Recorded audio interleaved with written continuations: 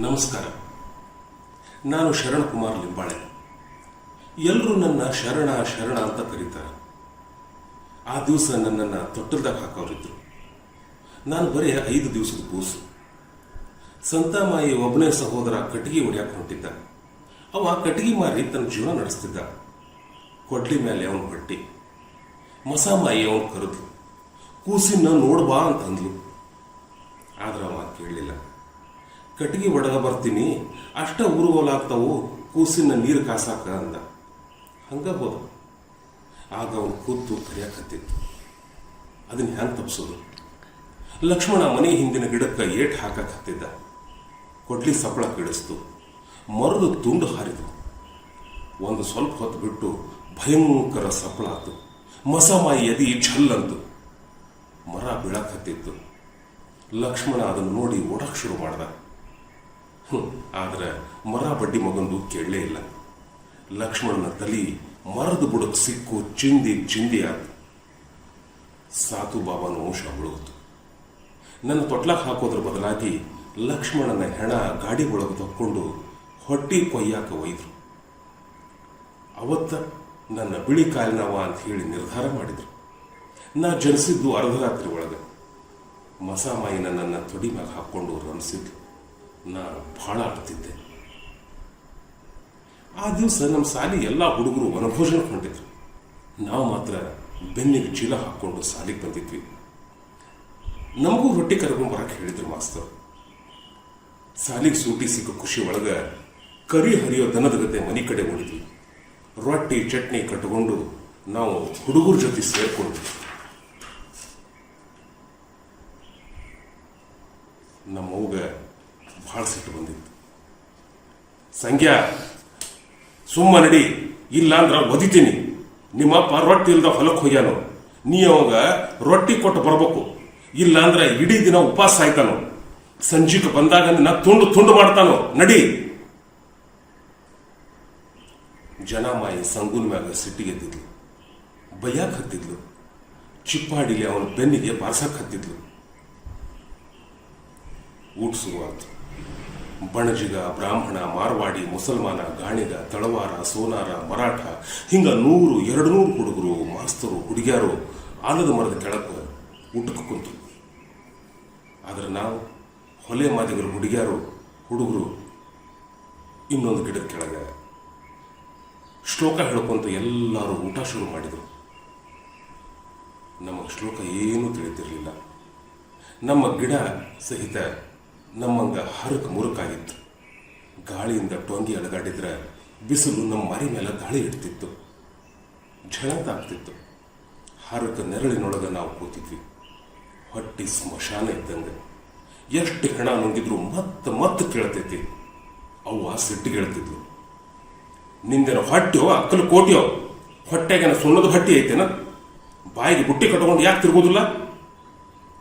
ಅರ್ಧ ಹಸಿ ಇಟ್ಟುಕೊಂಡೇ ಹೇಳ್ಬೇಕಾಗ್ತಿತ್ತು. ಯಾಕಂದ್ರೆ ಎಲ್ಲರಿಗೂ ಊಟ ಸಿಗಬೇಕಲ್ಲ. ಒಬ್ಬರ ಹೊಟ್ಟೆ ತುಂಬ ಉಂಡ್ರೆ ಹೆಂಗೆ ನಡೆದಿತ್ತು. ಅಂತೂ ಊಟ ಆತು. ಭಾಳ ಹುಡುಗರ ರೊಟ್ಟಿ ಹಂಗೆ ಉಳಿದಿತ್ತು. ಉಳಿದು ಬಳದ ಅನ್ನ ನಕ್ಕಾಕದೊಳಗೆ ಹಾಕಕ್ಕೆ ಹೇಳಿದ್ರು ನಮ್ಮ ಮಾಸ್ತರು. ಅದನ್ನು ನಮಗೆ ಕೊಟ್ಟರು. ನಾನು, ಮಾರ್ತ್ಯ, ಪರ್ಷ, ಮಲ್ಯ, ಉಂಬ್ರ್ಯ ಆ ವನಭೋಜನದ ಬುತ್ತಿ ಕಟ್ಕೊಂಡು ಬರಾಕತ್ತಿದ್ವಿ. ಉಳಿದ ಹುಡುಗ ಹುಡುಗಿಯರು ಅದನ್ನು ನೋಡಿ ನಗಾಕತ್ತಿದ್ರು. ಆದರೆ ನಮ್ಮ ಜೀವ ಮಾತ್ರ ಬುತ್ತಿ ಮೇಲೆ ಇತ್ತು. ಎಲ್ಲರೂ ಕೂಡಿ ನಿಂಗಪ್ಪನ ಹೊಲಕ್ಕೆ ಹೋದ್ವಿ. ಭಿಕ್ಷುಕರ ಜೋಳಿಗೆಗತೆ ನಮ್ಮದು ಆಸೆ ಬರೋದು ಹೊಟ್ಟೆಯಾಗಿತ್ತು. ಎಲ್ಲ ತಿಂದು ಮನೆಗೆ ಬಂದೆ. ಅವು ಹೇಳಿದೆ, ನಂಗೊಂಚೂರು ತರಬಾರ್ದೇನ ಭಾಡ್ಯ, ಉಳಿದನ್ನ ಅಮೃತ ಆಗಿರ್ತೈತಿ. ಹೊಟ್ಟಿ ಒಳಗ ನಿಂಗಪ್ಪನ ಹೊಲ ಗಲಿಬಿಲಿಸಿ ಬಂದಂಗಾತ. ಮರುದಿವಸ ಸಾಲಿಗೆ ಹೋದೆ. ನಮ್ಮ ಮಾಸ್ತರು ವನಭೋಜನದ ಕುರಿತು ನಿಬಂಧ ಬರೆಯಕ್ಕೆ ಹೇಳಿದ್ರು. ಎಲ್ಲ ಹುಡುಗರು ಬರೆಯಕ್ಕೆ ಶುರು ಮಾಡಿದರು. ನನಗೇನು ಹೊಳಿಲಿಲ್ಲ. ಮಾಸ್ತರು ನನ್ನ ನೋಡಿ, ಭೋಸಡಿ ಮಗನ, ಬರೀ ಎತ್ತು ತಿನ್ಲಾಕ ಬರ್ತೈತಿ ಅಂತ ಝಾಡಿಸಿ ಹೋದ್ರು. ಕಣ್ಣಾಗ ನೀರು ಬಂದು. ಹಿಂದಿನ ದಿನದ ವನಭೋಜನದ ದೃಶ್ಯ ಕಣ್ಮುಂದೆ ಬಂತು. ಅದ ಸಾಲು ಹುಡುಗರು, ಹುಡುಗಿಯಾರು, ರೊಟ್ಟಿ, ಪಲ್ಯ, ಮ್ಯಾಲಿಂದ ಒಗೆಯುವ ಕೈಗಳು, ಅದ ಹರಕು ಮರ, ಅದ ಮುಸುರಿ ಬುತ್ತಿ, ಅವ್ವ ಕೇಳಿದ ಪ್ರಶ್ನೆ ಎತ್ತಿ ತಿನ್ಲಾಕ ಬರ್ತೈತಿ ಅಂತ ಕೇಳೋ ಮಾಸ್ತರು ಎಲ್ಲಿಂದ ಶುರು ಮಾಡಲಿ? ನಮ್ಮೂರಾಗ ದೊಡ್ಡವ್ರ ಮನ್ಯಾಗ ಲಗ್ನ ನಡೆದ್ರೆ ನಮ್ಗೆ ತುಳದಗತೆ ಖುಷಿ ಆಗ್ತಿತ್ತು. ಊರಿಗೆ ಊರ ಊಟ ಹಾಕಿಸ್ತಿದ್ರು, ಕಡಿಕ ಹೊಲಿಗೆಯರಿಗೂ ಊಟಕ್ಕೆ ಕರಿತಿದ್ರು. ಊರಾಗ ಲಗ್ನ ಶುರುವಾದ ತಕ್ಷಣ ನಾವು ಲಗ್ನದ ಮನೆ ಸುತ್ತ ಓಡಾಡ್ತಿದ್ವಿ, ಮಂಟಪ ನೋಡ್ತಿದ್ವಿ, ಬ್ಯಾಂಡು ಭಜಂತ್ರಿ ಕೇಳ್ತಿದ್ವಿ, ಅದರ ಮುಂದೆ ನಿಂತು ಕುಣಿತಿದ್ವಿ. ಅಷ್ಟರಾಗ ಒಳಗ ಯಾವನಾರ ಹಿರೇ ಮನುಷ್ಯ ಬಂದು ನಮ್ಮನ್ನ ಹೊಡಿತಿದ್ದ. ನಾವು ಹೆದರಿ ಓಡಿ ಹೋಗ್ತಿದ್ವಿ. ಹಿಂಗೆ ಲಗ್ನದ ಗದ್ದಲ ಗಡಿಬಿಡಿಯಿಂದ ಮುಗಿತಿತ್ತು. ಬೀಗರು ಬಿಚ್ಚರು ಊಟಕ್ಕೆ ಕುಂದಿರ್ತಿದ್ರು, ನಾವು ಊಳು ನುಂಕೋತ ಹೊರಗೆ ಕುಂದಿರ್ತಿದ್ವಿ. ಬೋಲೋ ಪುಂಡಲಿ ಕವರದೆ ಹರಿವಿಠಲ ಜ್ಞಾನದೇವ ತುಕಾರಾಮ್. ನಾವು ಇದನ್ನೆಲ್ಲ ಕಿವಿಗೊಟ್ಟು ಕೇಳ್ತಿದ್ವಿ. ನಮ್ಮ ಹೊಟ್ಟಿ ಕಿವಿಗೆ ಬರ್ತಿತ್ತು. ಹೊಟ್ಟಿ ಹೋಗಿ ಪಂಕ್ತಿ ಒಳಗೆ ಕುಂಡಿರ್ತಿತ್ತು. ಹೊಟ್ಟಿ ಅನ್ನೋದು ಕಡಾಯಿ ಆಗ್ತಿತ್ತು. ನಾ ಭಾಳ ಸಲ ಕೇಳ್ಕೊತಿದ್ದೆ. ನನಗೆ ನಾನು ಪ್ರಶ್ನೆ ಹಾಕ್ಕೋತಿದ್ದೆ, ಈ ದೇವ್ರ ಮನುಷ್ಯಾಗ ಒಂದು ಹೊಟ್ಟಿ ಯಾಕೆ ಕೊಟ್ಟಾನ? ಮನುಷ್ಯ ತಿನ್ನಕ್ಕೆ ಶುರು ಮಾಡ್ದ, ತಿನ್ನಾಕ ಭಾಳ ಇತ್ತು, ಆದ್ರೆ ಹೊಟ್ಟಿ ಮಾತ್ರ ಒಂದ. ಮನುಷ್ಯ ದೇವ್ರ ಹತ್ರ ಹೋಗಿ ಕೇಳದ, ತಂದೆ ನಮಗೆ ಒಂದು ಹೊಟ್ಟಿ ಕೊಟ್ಟು ತಪ್ಪು ಮಾಡಿದಿ, ನಮಗೆ ಬಹಳಷ್ಟು ತಿನ್ಬೇಕಾಗೈತಿ, ಕುಡಿಬೇಕಾಗೈತಿ, 2 ಹೊಟ್ಟಿ ಕೊಟ್ರ ಉಪಕಾರ ಆಕೈತಿ. ಮಗು, ನೀನು ಹೋಗು, ಇರೋ ಒಂದೇ ಹೊಟ್ಟೆಯನ್ನಷ್ಟೇ ತುಂಬಿಕೊ, ಅನಂತರ ನನ್ನ ಹತ್ರ ಬಾ, ನಾನು ನಿನಗೆ ಅವಶ್ಯವಾಗಿ 2ನೇ ಹೊಟ್ಟೆ ಕೊಡುವೆ. ಮನುಷ್ಯ ಹೊಟ್ಟಿ ಬೆನ್ನು ಹತ್ತಿದ. ಇರೋ ಒಂದ ಹೊಟ್ಟಿ ತುಂಬಿಸೋದು ಬಹಳ ತ್ರಾಸಾತು. ಅರ್ಧ ಹೊಟ್ಟಿಲೆಗಿರಾಕ ಶುರು ಮಾಡ್ದ. ಉಗುಳು ನುಂಗಿ ಬದುಕಾಕ ಹತ್ತಿದ. ಹಲ್ಲಾಗಿನ ನೀರು ಕುಡಿದು ದಿನ ಕಳೆಯಾಕ ಹತ್ತಿದ. ಹೊಟ್ಟಿಗಾಗಿ ತನ್ನನ್ನು ಮಾರ್ಕೊಂಡ. ಹೊಟ್ಟಿಗಾಗಿ ಹೆಂಡತಿ ಹಾದರ ಮಾಡಕ್ ಹತ್ತಿದ್ಲು. ಗಂಡ ತುಡುಗು ಮಾಡಕ್ ಹತ್ತಿದ. ಹೊಟ್ಟಿ ಹೇಲನ್ನು ಹೊರಗೆ ಹಾಕಿದಂಗ ಅದ ಹೊಟ್ಟಿ ಹೇಲನ್ನ ತಿನ್ನಕ್ ಶುರು ಮಾಡಿಸ್ತು. ನಾನು ಸಂತಾಮಾಯಿ ಕೂಡ ಸಗಣಿ ತಿಡಿಯಾಕ ಹೋಗ್ತಿದ್ದೆ. ಮಾಯಿ ಹಿಂದಿಂದ, ನಾ ಮುಂದೆ. ಪೊಲೀಸ್ ನಾಯಿಗದ್ದೆ. ಸುಗ್ಗಿ ಟೈಮ್ನಾಗ ದನ ಕರುಗಳು ಹೊಲದಾಗ ಮೇಯ್ತಿದ್ದು. ಜೋಳದ ತೆನಿ ತಿಂದು ಕಾಳಿನ ಸಗಣಿ ಹಾಕ್ತಿದ್ದು. ಸಗಣಿ ಒಳಗ ದಪ್ಪನ ಕಾಳು ಇರ್ತಿತ್ತು. ಹಾದ್ಯಾಗ ಸಿಕ್ಕನಗಿದ್ದ ನದಿ ಒಳಗ ಆ ಸಗಣಿ ತೊಳಿತಿದ್ವಿ. ಸಗಣಿ ಹರಿದು ಹೋಗ್ತಿತ್ತು, ದಪ್ಪ ಕಾಳು ಹಂಗ ಉಳಿತಿದ್ವು. ಉಸುಕಿನೊಳಗ ಮಂತಾಮಾಯಿ ಅವನ್ನೆಲ್ಲ ಒಣಗಿಸ್ತಿದ್ವು. ಮನೆಗೆ ತಂದು ಸಗಣಿ ಕಾಳು ಬೀಸೋ ಕಲ್ಲಿನ್ಯಾಗ ಹಾಕಿ ಹಿಟ್ಟು ಮಾಡ್ತಿದ್ವು. ಸಂತಾಮಾಯಿ ರೊಟ್ಟಿ ಬಡಿತಿದ್ಲು. ಸಗಣಿ ಕಾಳಿನ ರೊಟ್ಟಿ ಸಂತಾಮಾಯಿ ತಾನ ತಿಂತಿದ್ಲು. ಭಿಕ್ಷಾ ಬೇಡಿ ಬಂದ ರೊಟ್ಟಿ ನಮಗ್ ಕೊಡ್ತಿದ್ಲು. ಒಂದು ದಿವಸ ಜಗಳಾಡಿ ಸಗಣಿ ರೊಟ್ಟಿ ಕಸಗೊಂಡು ತಿಂದೆ. ಬಾಯಾಗೆಲ್ಲ ಸಗಣಿ ವಾಸನೆ, ಗಂಟ್ಲಾಗ ಹಿಡಿತಿರ್ಲಿಲ್ಲ. ಮಾಯಿ ರೊಟ್ಟಿ ಆಕಿಗೆ ಕೊಟ್ಟೆ, ಭಕ್ತಿಲಿ ತಿಂದ್ಲು. ನನ್ನ ಈ ಕಥೆ ಇನ್ನೂ ನೆನಪೈತಿ. ಊರಾಗ ಒಬ್ಬನ ಹೊಂಟಿದ್ದೆ. ಎದುರಿನಿಂದ ಒಂದು ಹೆಣ ಬಂತು. ರಾತ್ರಿ ಕನಸಿನಾಗ ದೇವ್ ಬರ್ತೈತಿ ಅಂತ ಹೆದರಿಕೆ ಆಯ್ತು. ಓಡಿ ಹೋಗ್ಬೇಕಂದ್ರ ದಾರಿ ಇರಲಿಲ್ಲ. ಹೆಣದ ಮ್ಯಾಗ ರೊಕ್ಕ ಹಾರಿಸಕ್ ಹತ್ತಿದ್ರು. ನೀಲಗಿರಿ ಎಣ್ಣಿ ವಾಸನೆ ಬೇರೆ ಬರಾಕತ್ತಿತ್ತು. ಹೆದರಿದೆ. ನನ್ನ ಕಾಲಂತಕ್ಕ 5 ಪೈಸಾ ಬಂದು ಬಿತ್ತು. ರೊಕ್ಕದ ಆಶಾದಿಂದ ಹೆಣದ ಕೂಡ ನಾನೂ ಹೊಂಟೆ. ಉಂಬ್ರಿಯ ಪರುಷಾನೂ ಇತ್ತು. ಹೆಣನ ವಿಶ್ರಾಂತಿಗಂತ ಹೇಳಿ ಒಂದು ಕಡೆಗೆ ಇಟ್ರು. ಅದ್ರ ಕೂಡ ಒಂದು ಗುಂಪಿ ಜೋಳನೂ ಇಟ್ರು. ಹೆಣ ಎತ್ತಿದ್ದ ತಡ ಜೋಳ ನನ್ನನ್ನು ಉಡೆದ ಹಾಕೊಂಡು ಭರ್ರಂತ ಮನೆ ಕಡೆ ಓಡಿದೆ. ಸಂತಾಮಾಯಿ ಮುಂದೆ ಹಿಡದೆ. ಸಂತಾಮಾಯಿಗೆ ಆಗ್ಲೇ ಸುದ್ದಿ ಗೊತ್ತಾಗಿತ್ತು. ಏಯ್, ಅವು ಹೆಣದ ಮ್ಯಾಗಿನ ಜೋಳ, ಹೊಳ್ಯಾಗ ಚಲ್ಲಿ ಮುಳುಗಿ ಬಾ. ನದಿ ಒಳಗೆ ಹೊಂಟಿದ್ದೆ. ನದಿ ದಾರಿ ಒಳಗೆ ಹೊಂಟಿದ್ದೆ. ಜಂಟಿಗೆ ರಾಂಬಾಪ ಹಸಿ ಬಟ್ಟಿಲೆ ಬರಾಕ್ ಹತ್ತಿದ್ರು. ಹೆಣ ಮಣ್ಣು ಮಾಡಿ ಜನ ಎಲ್ಲ ಮನೆ ಕಡೆ ಹೊಂಟಿದ್ರು. ಆಗ ಶಿವಪ್ಪ ಹೆಣಕ್ಕ ಮಣ್ಣು ಕೊಟ್ಟು ಬರಾಕ್ ಹತ್ತಿದ್ದ. ಅವಾಗ ಹೆಣದ ಮೈಲಿಗೆ ಆಗಿತ್ತು. ನನ್ನ ಕಂಡು ದೂರ ಸರದ. ಅವಾಗ ನನ್ನ ಮೈಲಿಗೆ ಬೇಡಾಗಿತ್ತು. ಹೊಲಗೇರಿ ಆ ಹೆಣದ ವಿಶ್ರಾಂತಿ ಸ್ಥಳದ ಜೋಳದ ಗುಂಪು ಇದ್ದ ಹಂಗ. ಒಬ್ಬೊಬ್ಬ ವ್ಯಕ್ತಿ ಅಂದ್ರೆ ಒಂದೊಂದು ಕಾಳು. ಹೆಣದ ಮೇಲಿನ ಜೋಳ ಯಾಕೆ ತಿನ್ನೋದಿಲ್ಲ? ಆ ಜೋಳಕ್ಕೆ ಯಾಕೆ ಮೈಲಿಗೆ? ತಿಂದ್ರ ಹೊಟ್ಟೆ ತುಂಬತೈತಿ, ಬಿಟ್ಟಿದ್ರ ಬೆಳಿ ಬೆಳಿತೈತಿ. ನಾನು ಶ್ರೇವಂತಿನ ಪ್ರೀತಿಸ್ತಿದ್ದೆ. ಆಕೆ ಮನಿ ಹಾಳು ಅನಿಸ್ತಿತ್ತು. ಜೀವ ಸುಡುವಂತ ಹಾಳತನ, ರಣಗುಡೋ ಬಿಸಿಲು, ನಾಲಿಗೆ ಹೊರಗೆ ಹಾಕಿದ ನಾಯಿ, ಚುಟ್ಟ ಸೇದೋ ಮುದುಕಿಯಾರು, ಮುರುಕ ಮನಿ, ಜೋಲಿ ಹೊಡೆಯೋ ಕುಡುಕರು ಇದನ್ನೆಲ್ಲ ಬಿಟ್ಟು ಜೀವಕ್ಕೆ ಸುಖ ಆಗುವಂಗ ಅಲ್ಲೇನಿತ್ತು. ಆದ್ರೆ ಸೇವಂತಿ ಕಣ್ಣುಗಳು ಗುರುತಿಸೋ ಹಂಗಾದಾಗ ನನಗಾದಂತಹ ದಣಿವು ಬೇಸರ ಬಂಗಾರದಂಗೆ ಕಾಣಕತ್ತಿದ್ವು. ಸೇವಂತಿಗೆ ಬರೀ 11 ವರ್ಷ. ಇನ್ನೊಂದು ವರ್ಷದಾಗ ಆಕಿ ದೊಡ್ಡಾಕಿ ಆಗ್ಬೋದಾಗಿತ್ತು. ಸೇವಂತಿ ತನ್ನ 3 ತಮ್ಮಂದಿರನ್ನ ಸಂಭಾಳಿಸುವಂತ ಕೂಡ್ತಿದ್ಲು. ಆಕಿ ಅವ್ವ ಹಡಿಯೋ ಕೆಲಸದಾಗ, ಸೇವಂತಿ ಹುಡುಗರನ್ನ ಸಂಭಾಳಿಸೋ ಕೆಲಸದಾಗ. ಸೇವಂತಿ ಮನೆಯಾಗಿದ್ರ ನಾ ಶಿಟಿ ಹೊಡಿತಿದ್ದೆ, ಹಾಡು ಹೇಳ್ತಿದ್ದೆ. ಸೇವಂತಿ ಅವತ್ತ ನದಿಗೆ ಬಂದ್ಲು. ಆಕಿ ಜೊತೆ ನಾ ಏನ್ ಮಾತಾಡ್ಲಿ, ಹೆಂಗ್ ಮಾತಾಡ್ಲಿ? ನನಗ ನಾಚಿಕೆ ಆಗ್ತಿತ್ತು. ದೂರದಿಂದ ನಗ್ತಿದ್ವಿ, ಆದ್ರೆ ಹತ್ರ ಬಂದ್ರ ಇಬ್ರಿಗೂ ಹೆದರಿಕೆ ಆಗ್ತಿತ್ತು. ಸೇವಂತಿ ಕೊಡದಾಗ ನೀರು ತುಂಬ್ಕೋತಿದ್ಲು, ಬಂದಂಗ ಹೊಳ್ಳಿ ಹಾದ್ಲು. ಹೋಗುವಾಗ ನಾನು ನೋಡಿ ನಕ್ಕಳು. ನಾಳೆ ಮತ್ತೆ ಬಾ ಅಂತ ಸನ್ನಿ ಮಾಡಿದೆ. ಬರ್ತೀನಿ ಅಂತ ಸೂಚನಾನೂ ಕೊಟ್ಲು. ಅವಸರದ್ಲೆ ಹೊರಟು ಹಾದ್ಲು. ಮತ್ತೆ ಮಾರನೇ ದಿವಸ ಸೇವಂತಿ ಬಂದ್ಲು. ಆಕಿ ತಲಿ ಕೂದರೊಳಗಿರುವಂತಹ ನೀರಿನ ಹನಿ ಕಪಾಳದ ಮ್ಯಾಗ ಉದುರಾಕ್ ಹತ್ತಿದ್ಲು. ಆಕಿ ಕಣ್ಣು ನದಿ ನೀರಿಗಿಂತ ಸ್ವಚ್ಛ ಆಗಿದ್ವು. ಆಕಿ ತುಟಿ ಬೊಕ್ಸಿ ಒಳಗೆ ಹಿಡಿದು ಕುಡಿಬೇಕನ್ನಿಸ್ತಿತ್ತು. ಸೇವಂತಿಗೆ ಒಳಗೊಳಗ ಹೆದರಿಕೆ. ಶರಣ, ಮೈಗೆ ನೀರು ಸಿಡಿಸ್ಬೇಡ, ಹಾಕೋಣಕ ಬೇರೆ ಅರಿವಿಲ್ಲ. ಹೊಟ್ಯಾಗ ನೀರಿದ್ರು ಉಸುಕು ಕಾಯಕ್ ಹತ್ತಿತ್ತು. ಸುಳ್ಳು ಮೋಸ ಮುಚ್ಚಿಡಬಹುದು, ಆದ್ರೆ ಆ ಮುಚ್ಚಿಡಕ್ಕಾಗೋದಿಲ್ಲ. ನನ್ನ ಸೇವಂತಿ ಭಾನಗಡಿ ಎಲ್ಲ ಮನ್ಯಾಗ ಗೊತ್ತಾತು. ನಾನರ ಅಕ್ರಮಾಶಿ. ಸೇವಂತಿದು ಮತ್ತು ನನ್ನ ಲಗ್ನ ಹೆಂಗಾಕೈತಿ? ಇಂಥದ್ರಾಗ ರೋಹಿದಾಸ್ ಮಾಮ ಹೊಲಗೇರಿ ಹಂಗಸನ್ನ ಓಡಿಸ್ಕೊಂಡು ಹೋಗಿದ್ದ. ಇಡೀ ಹೊಲಗೇರಿ ಮಂದಿ ಕೊಡ್ಲಿ ಕುಡುಗೋಲು ತಗೊಂಡು ಅವನ್ನ ಹುಚ್ಚನಾಗಿ ಪಡೆದಂಗ ಪಡೆಯಾಕ ಬೆನ್ನ ಹತ್ತಿದ್ರು.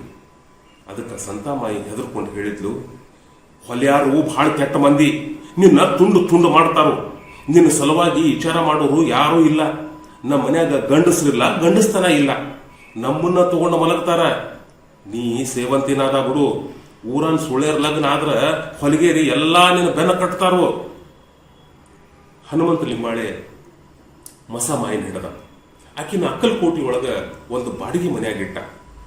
ಪಾರಿವಾಳ ಹಿಡದಂಗ ಆಕಿನ್ನ ತನ್ನಂಗ ಮಾಡ್ಕೊಂಡ. ಇಬ್ರು ಸುಖದಿಂದ ಇರಾಕ್ ಶುರು ಮಾಡಿದ್ರು. ಮಸಾಮಾಯಿಗೆ ದಿನ ತುಂಬಿ ಮಗ ಹುಟ್ಟಿದ. ಆ ಹುಡುಗನ ಅಪ್ಪ್ಯಾರು. ಹನುಮಂತಗ ಮಸಾಮಾಯಿ ಬೇಕಾಗಿದ್ಲು, ಆಕಿ ದೇಹ ಬೇಕಾಗಿತ್ತು. ಆದ್ರೆ ಕೂಸು? ಮಸಾಮಾಯಿ ಹುಡುಗನ ಹಿಂದ ಹನುಮಂತನ ಹೆಸರು ಹಚ್ಚಿದ್ರ ಅವನ ಕುಲಕ್ಕೆ ಅಪಮಾನ ಆಗ್ತಿತ್ತು. ಬರಬರುತ್ತಾ ಹನುಮಂತ ನಿರ್ಲಕ್ಷ್ಯತನದಿಂದ ವರ್ತಿಸ್ತಿದ್ದ. ದಿನಾಲೂ ಜಗಳ. ಈ ಹುಡುಗ ನಂದಲ್ಲ ಅಂತ ಹೇಳ್ತಿದ್ದ. ಇವನ ಕಣ್ಣು ಕುಂಬಾರ ಧೋಂಡಿ ಹಂಗದಾವು ಅಂತಂತಿದ್ದ. ಕುಂಬಾರ ಧೋಂಡಿ ಬ್ರಿಟಿಷರ ಕಾಲದ ಗೂಂಡ. ಕಡಿಕ ಮಸಮಾಯಿ ನನ್ನನ್ನು ಕರ್ಕೊಂಡು ಸಂತಾಮಾಯಿನ ಮನೆಗೆ ಹಿಡಿದ್ಲು. ಗಾಳಿ ಮತ್ತು ಭೂಮಿ ಇವೆರಡ ಯಾವುದ ವಿಷಯ ಇರಲಿ ಹೊಟ್ಯಾಗ ಹಾಕೊಂಡು ಬಿಡ್ತಾವು. ಒಂದಿನ ನಾನು ನೀಲಿ ರೊಟ್ಟಿನ ಕಳತನ ಮಾಡಿದೆ. ಪೂರ ತಿಂದ್ರ ನೀಲಿಗೇನು ಅಂತ ಹೇಳಿ ಸ್ವಲ್ಪ ಸ್ವಲ್ಪ ಮುರ್ಕೊಂಡು ತಿನ್ನಕ್ಕೆ ಶುರು ಮಾಡಿದೆ. ತಿನ್ಕೋ ಅಂತ ಎಲ್ಲಾ ರೊಟ್ಟಿ ಮುಗಿಸ್ದೆ. ಆ ದಿವಸ ನೀಲಿ ಹಸುವಿನಿಂದ ಬಹಳ ಸಂಕಟಪಟ್ಟು ನನಗೂ ಬಹಳ ತ್ರಾಸಾಯ್ತು. ರೊಟ್ಟಿ ಮನುಷ್ಯನಂಗ, ರೊಟ್ಟಿ ಆಕಾಶದಂಗ, ರೊಟ್ಟಿ ಸೂರ್ಯನಂಗ. ಹಸಿವು 7 ಪಾತಾಳಗಳಿಗಿಂತ ದೊಡ್ಡದು. ಮನುಷ್ಯ ರೊಟ್ಟಿ ಹಂಗ, ಹಸಿವಿನಂಗ ಹೊಟ್ಟಿ ಮನುಷ್ಯನಕ್ಕಿಂತ ದೊಡ್ಡದು. ಈ ಹೊಟ್ಟಿ ಇಲ್ದಿದ್ರ ಯುದ್ಧ ಯಾಕಾಗ್ತಿದ್ವು? ತುಡುಗು ಹೊಡೆದಾಟ ಬಡದಾಟ ಯಾಕಾಗ್ತಿದ್ವು? ಹೊಟ್ಟಿಯಿಂದನ ಈ ಜಗತ್ತು ಹುಟ್ಟೈತಿ. ಈ ಜಗತ್ತಿನ ಸಂಬಂಧಗಳು, ತಂದೆ ತಾಯಿ ಅಣ್ಣ ತಂಗಿ ಎಲ್ಲರೂ ಈ ಹೊಟ್ಟಿಯಿಂದನ. ಶ್ರಾವಣ ತಿಂಗಳದೊಳಗ ನಮ್ಮೂರಾಗ ಮಹಾದೇವನ ಸಪ್ತಾಹ ನಡೀತಿತ್ತು. ಬೇರೆ ಕಡೆಯಿಂದ ಮಂದಿ ಬಂದು ಭಜನಿ ಮೇಳ ಮಾಡ್ತಿದ್ರು. ಇಂಥ ಟೈಮ್ನಾಗ ನಮಗ ಬಹಳ ಖುಷಿ ಆಗ್ತಿತ್ತು. ಯಾಕಂದ್ರ ಭಜನಿ ಮೇಳ ಮುಗಿದ ಮ್ಯಾಗ ಎಲ್ಲರಿಗೂ ಪ್ರಸಾದ ಹಚ್ತಿದ್ರು. ಉಳಿದದ್ದನ್ನ ಬಳದದ್ದನ್ನ ತಗೊಂಡು ಮನೆ ಕಡೆ ಓಡಿ ಹೋಗಿತ್ತು. ಗುಬ್ಬಚ್ಚಿ ಮರಿ ಗೂಡಿಂದ ಹೊರಗೆ ಬಂದ್ರೆ ಮತ್ತ ಅದನ್ನ ಮನುಷ್ಯ ಮುಟ್ಟಿದ್ರ ಆಗ ಗುಬ್ಬಿ ತನ್ನ ಮರಿನ ಎಂದೂ ತನ್ನ ಗೂಡ್ನ್ಯಾಗ ಸೇರಿಸೋದಿಲ್ಲ. ಅದರ ನೆತ್ತಿ ಕುಕ್ತಾವು, ಅದನ್ನು ಕಾಡ್ತಾವು. ಆ ಮರಿ ಚೂ ಚೂ ಅಂತಾವ. ಮುಂದೆ ನನ್ನ ಗತಿನೂ ಹಿಂಗ ಹಾಕುವುದು. ನಾನು ಹೊಲತಿ ಹೊಟ್ಟೆ ಹುಟ್ಟಿದವ. ಮನೆ ಒಳಗೆ ಬಂದ್ರೆ ಅವ್ವ, ಕಾಕ, ದಾದಾ ಇವರು ನನ್ನ ಬ್ಯಾರೇನ ನೋಡ್ತಿದ್ರು. ಕಾಕ ದಾದಾಗ ಹೇಳ್ತಿದ್ದ, ಶರಣ್ಯನ್ ಯಾಕೆ ಜೋಪಾನ ಮಾಡ್ತೀರಿ? ಯಾರಿಗ್ಯಾರೋ ಹೋಗ್ಲಿ ಬಿಡ್ರಿ, ಹೊರಗೆ ಹಾಕ್ರಿ. ದಾದಾ ಅಂತಿದ್ದ, ಸಂತನ ಕಡಿ ನೋಡಿ ಜೋಪಾನ ಮಾಡ್ಬೇಕಾಕೇತಿ.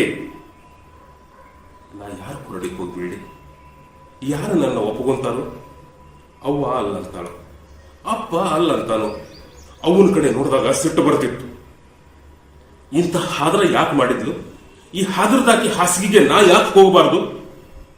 ಆದ್ರೆ ನಾ ಅವನ ಕಡೆ, ಸಂತಾಮಾಯಿ ಕಡೆ ನೋಡಿದಾಗ ಮನಸ್ಸಿನೊಳಗ ಗೊಂದಲ. ಇಂತಹ ಮಸಾಮಾಯಿ, ಸಂತಾಮಾಯಿ ಇಷ್ಟ ಅಲ್ಲ. ಯಾರದೋ ಮರ್ಜಿಗಾಗಿ ತಮ್ಮನ್ನ ತಾವ ಮಾರಿಕೊಂಡು ಹೊಟ್ಟಿ ದಾಟಿ ಒಂದು ದೊಡ್ಡ ಹೊಟ್ಟೆ ಐತಿ. ರೊಟ್ಟಿ ದಾಟಿ ಒಂದು ಜೀವನ ಐತಿ. ಈ ಬದುಕು ಜೀವನ ಎಂದೂ ಹೊಲಿಗೇರಿ ಪಾಲಿಗೆ ಬರಲೇ ಇಲ್ಲ. ಕೂಲುನಿಂದ ಕುಡುಗೋಲುನಿಂದ ಅನ್ನೋ ಹಂಗ ನಮ್ಮ ರೊಟ್ಟಿ ಮರ್ಯಾದೆ ಎರಡೂ ಅವ್ರ ಕೈಯಾಗ ಇದ್ವು. ಒಂದು ಕೈಯಿಂದ ರೊಟ್ಟಿ ಕೊಟ್ರು, ಇನ್ನೊಂದು ಕೈಯಿಂದ ಮಸಾಮಾಯಿನ ಭೋಗಿಸಿದ್ರು. ಸವರ್ಣರ ದಬ್ಬಾಳಿಕೆ ನಮ್ಮ ಮ್ಯಾಗ ದಿನದಿಂದ ದಿನಕ್ಕೆ ಹೆಚ್ಚಾತು. ಅದೊಂದು ದಿವಸ ನಾನು ಪರ್ಷ ಆಟ ಆಡಾಕತ್ತಿದ್ವಿ. ಶೋಭಿ ನೀರು ತಗೊಂಡು ಅದರ ದಾರಿಯಾಗ ಬಂದ್ಲು. ನಮ್ಮನ್ನು ನೋಡಿದ್ರು. ಆ ನೋಡಿದ್ದಕ್ಕ, ಹೊಲ್ಯಾರು ಸ್ವತ್ತಿಗೆ ಬಂದಾರೋ, ಮೈ ಮೇಲೆ ಬರ್ತಾರೋ, ಕುಡಿಯೋ ನೀರು ಬೈತನು ಕಾಣಕ್ಕಿಲ್ಲ, ಮೈಲಿಗೆ ಆದ್ರ ನಾವು ಆಕಿಗೆ ದಾರಿ ಬಿಟ್ಟು. ಶೋಭಿ ನನ್ನನ್ನ ಕೆರಳಿಸಿದ್ರು. ಆಕಿ ಮ್ಯಾಗ ಸೇರ್ ತಿಳಿಸ್ಕೋಬೇಕು ಅಂತ ನಿರ್ಧಾರ ಮಾಡಿದ್ವಿ. ಆಕಿ ದಿನಾಲು ಅದ ದಾರ್ಯಾಗ ಹೊಲಕ್ಕೆ ಹೋಗಿದ್ಲು. ಪರ್ಷ ಆಕಿನ ಅಡ್ಡ ತರಬಿ ನಿಲ್ಲಿಸಿ ಕೇಳೇ ಬಿಟ್ಟ, ನಾವು ಹೊಲೆಯಾರು ನಮ್ಮ ಸ್ಪರ್ಶದಿಂದ ನೀರು ಮೈಲಿಗೆ ಆದ್ರ ನದಿ ಯಾಕೆ ಮೈಲಿಗೆ ಆಗೋದಿಲ್ಲ? ನಾವು ಮುಟ್ಟೋದ್ರಿಂದ ಮನುಷ್ಯ ಮೈಲಿಗೆ ಆದ್ರ ನೀ ಯಾಕೆ ಹಸಿರು ಹಳದಿ ಆಗೋದಿಲ್ಲ? ಈ ಬುದ್ಧಿ ಯಾಕೆ ಹಳಸೋದಿಲ್ಲ? ನಮಗ್ ಹೊಲೆಯಾರಂತಿ ಇದಕ್ಕೆ ಉತ್ತರ ಹೇಳೋ, ಇಲ್ಲಾಂದ್ರ ನಾವು ನಿನ್ನ ಬಿಡೋದಿಲ್ಲ. ನಾನು ಪರ್ಷ ಶೋಭಿನ ಅಡ್ಡಗಟ್ಟಿದ್ದು. ಶೋಭಿ ಮ್ಯಾಲ ನಾವು ಬಲಾತ್ಕಾರ ಮಾಡಬೇಕಾಗಿತ್ತು. ನಮ್ಮ ಜಾತಿ ಹಿಡಿದದ್ದು ಬೈದದ್ದಕ್ಕೆ ಸೇಡ್ ತೀರ್ಸ್ಕೋಬೇಕಾಗಿತ್ತು. ಆಕಿ ಕೈ, ಕಾಲು, ತೊಡಿ, ತೋಳು, ಮುಖ. ನಾ ಮ್ಯಾಟ್ರಿಕ್ ಪಾಸ್ ಆಗಿದ್ದೆ. ಕ್ಲಾಸ್ನಾಗ ತೃತೀಯ ನಂಬರ್ ಬಂದಿದ್ದೆ. ಮುಂದೆ ಕಲಿಬೇಕಂತ ಬೈಕಿ ಬಹಳ ಇತ್ತು. ಆದ್ರೆ ರೊಕ್ಕ ಯಾರು ರೊಕ್ಕ ಕೊಡಕ್ಕ ಮುಂದೆ ಬರಲಿಲ್ಲ. ಬಾಬಾ ಬಂದ. ಅಂತೂ ಇಂತೂ ಕಾಲೇಜ್ ಕಲೀಲಿಕ್ಕೆ ನಾ ಸೊಲ್ಲಾಪುರಕ್ಕೆ ಬಂದೆ. ದಯಾನಂದ ಮಹಾವಿದ್ಯಾಲಯದಾಗ ಪ್ರವೇಶ ಸಿಕ್ತು. ಹೊಸ ವಾತಾವರಣ, ಹೊಸ ಉಲ್ಲಾಸ, ಹೊಸ ವಿಚಾರಗಳು ನನ್ನ ತಲೆಯೊಳಗ ತುಂಬಿದ್ವು. ಕಾಲೇಜ್ನೊಳಗ ನಾನು ಜ್ವಲಿಸ್ತಿದ್ದೆ. ಬಡವಾಗ್ನಿ 10 ದಿಕ್ಕಿನೊಳಗೆ ಹಬ್ಬಿದಾಗ ನಾ ಬೆಳಕ್ ಶುರು ಮಾಡಿದೆ. ನನ್ನ ಸುತ್ತ ನಡೀತಿದ್ದಂಥ ಘಟನೆಗಳು ನನ್ನೊಳಗ ಬೇರು ಬಿಡ್ತಿದ್ವು. ನಮ್ಮ ಮ್ಯಾಲ ಆಗೋ ಅನ್ಯಾಯಗಳು ಒಂದು ಹೊಸ ಅರ್ಥ ಹೇಳ್ತಿದ್ವು. ಒಂದು ವಿರಾಟ್ ತಿಳುವಳಿಕೆಯಿಂದ ನಾ ಜಾಗೃತ ಆಗ್ತಿದ್ದೆ. ಸೇವಂತಿ ಸಹಿತ ಸೊಲ್ಲಾಪುರಕ್ಕೆ ಬಂದ್ಲು. ಆಕಿನ್ನು ಸೊಲ್ಲಾಪುರಕ್ಕೆ ಕೊಟ್ಟಿದ್ರು. ದಾರ್ಯಾಗ ಅವಾಗ ಸೇವಂತಿ ನನಗ ಸಿಗ್ತಿದ್ಲು. ನೀ ಹಾದ್ಯಾಗ ಭೇಟಿ ಆಗ್ತಿ, ಇಲ್ಲಿ ನಿನಗ ನಾ ಹೆಂಗ್ ಚಹಾ ಕುಡಿಸ್ಲಿ? ಈ 10 ಪೈಸಾ ತಗೋ, ನನ್ನ ಹೆಸರ್ಲೆ ಚಹಾ ಕುಡಿ. ಸೇವಂತಿ ಮಾರಿ ಮ್ಯಾಲ ನಾ ಇತಿಹಾಸ ಓದ್ತಿದ್ದೆ. ಆಕಿ ಮುಂದೆ ಹೋಗ್ತಿದ್ಲು. ನಾ ತಿರುಗಿ ಹಾಸ್ಟೆಲ್ ಕಡೆ ಬರ್ತಿದ್ದೆ. ನಿರ್ಮಿ ಲಗ್ನದ ವಯಸ್ಸಿಗೆ ಬಂದಿದ್ಲು. ನನ್ನ ಮದುವೆನೂ ಆಗಬೇಕಾಗಿತ್ತು. ಆದ್ರೆ ನಾವು ಅಕ್ರಮಾಶಿ ಮಂದಿ. ನಮ್ ಕೂಡ ಯಾರು ಬೇಕ್ತನ ಮಾಡ್ತಾರೋ. ಅವತ್ತೊಂದು ದಿವಸ ನನ್ನ ಮನ್ಯಾಗ ಲಗ್ನದ ಮಾತುಕತೆ ನಡೆದಿತ್ತು. ಇವಂಗ ಒಂದು ಹೆಣ್ಣು ನೋಡ್ರಿ, ನೀ ಏನ ಕಾಳಜಿ ಮಾಡಬೇಡ, ನಿನ್ನ ಮದುವೆ ನಾವು ಮಾಡ್ತೇವೋ, ನಿನಗ ನೌಕರಿನೂ ನಾವು ಕೊಡಿಸ್ತೇವೋ. ನಾ BA ಪಾಸ್ ಮಾಡೇನ್ರಿ, ಈಗ MA ಮಾಡಾಕತ್ತೇನ್ರಿ. MA BA ಮಾಡಿದ್ರು ಬೇಕಾದಟ್ ಮಂದಿ ಅದಾರ. ಆದ್ರೆ ಅದೇನು ಉಪಯೋಗ ತೆಗಿ, ನೀವು ಫಕ್ತ ಮ್ಯಾಟ್ರಿಕ್ ಪಾಸ್ ಆಗಿ ನಮ್ಮ ಹತ್ತಕ ಬಾ. ಇಂತಹ ಟೈಮ್ನಾಗ ನನಗೆ ಕುಡಿದು ಚಿತ್ತಾಗಿ ತನ್ನ ಮಗಳನ್ನ ಕೊಡ್ತೀನಿ ಅಂತ ಹೇಳ್ತಿದ್ದ ಮರಿಯಪ್ಪ ನೆನಪಾಗ್ತಿದ್ದ. ಅವಾಗ 4 ಮಂದಿ ಗಂಡು ಮಕ್ಕಳು. ಕುಸುಮ ಅಂತ ಒಬ್ಬ ಮಗಳಿದ್ಲು. ಆಕಿ ಈ ಜೊತೆ ನನ್ನ ಮದುವೆ ನಿಶ್ಚಯ ಆಯ್ತು. ನಮ್ಮ ನಿರ್ಮಿನ ಮರಿಯಪ್ಪನ ಮಗ್ಗು ತಗೊಂಡ್ವಿ. ಇಲ್ಲಿಯೂ ಸಹಿತ ನಮ್ಮ ಅಕ್ರಮಾಶಿ ಅಡ್ಡ ಬಂತು. ಆದ್ರೆ ಮರಿಯಪ್ಪ ಯಾರನ್ನು ಕೇಳ್ದ ಈ ನಮ್ಮ ಲಗ್ನ ಗಟ್ಟಿ ಮಾಡಿದ. ಮದುವೆ ಆಯ್ತು. ನನ್ನ ಹುಟ್ಟಿನ ಸಮಸ್ಯೆ ನನಗೆ ಬಹಳ ದಿವಸ ನಮ್ಮ ಅತ್ತಿ ಕುಸುಮ ನನ್ನ ಜೊತೆ ಕಳಿಸ್ಕೊಡ್ಲಿಲ್ಲ. ಮೊದಲು ಚಲೋ ನೌಕರಿ ಹಿಡಿ, ಆಮ್ಯಾಗ ನನ್ನ ಮಗಳನ್ನ ನೀನು ಕಳಿಸ್ಕೊಡ್ತೀನಿ ಅಂತಿದ್ಲು. ನಾ ಇನ್ನೂ ಓದಾಕತ್ತಿದ್ದೆ. ನನಗೆ ನೌಕರಿ ಯಾವಾಗ ಸಿಗೋದಿಲ್ಲ. ಅಂತೂ ಟೆಲಿಫೋನ್ ಆಪರೇಟರ್ ಅಂತ ಹೇಳಿ ಅಹಮದ್ಪುರಕ್ಕೆ ನನ್ನ ಕೆಲಸ ಸಿಕ್ತು. ಮೊದಲ ಬಡತನ, ಹೆಂಡತಿನ ಬೇರೆ ಕರ್ಕೊಂಡು ಹೋಗಬೇಕು. ಹೀಗಾಗಿ ಎಮ್ಮೆ ಅರ್ಧ ಹಾಕಿಬಿಟ್ಟು ನೌಕರಿ ಮಾಡಕ್ಕೆ ಶುರು ಮಾಡಿದೆ. ನನಗೆ ಡಿಂಬಾಳಿ ಅಂತ ಅಡ್ಡ ಹೆಸರಿದ್ದಕ್ಕೆ ಎಲ್ಲರೂ ನನ್ನ ಲಿಂಗಾಯತ ಅಂತ ತಿಳ್ಕೊಂಡಿದ್ರು. ನಾನು ಲಿಂಗಾಯತರ ಜೊತೆನೇ ಇರಕ್ಕೆ ಶುರು ಮಾಡಿದೆ. ಅಪ್ಪಿ ತಪ್ಪಿ ಎಲ್ಲೂ ಜೈ ಭೀಮ್ ಅಂತ ಬರೀತಿರ್ಲಿಲ್ಲ.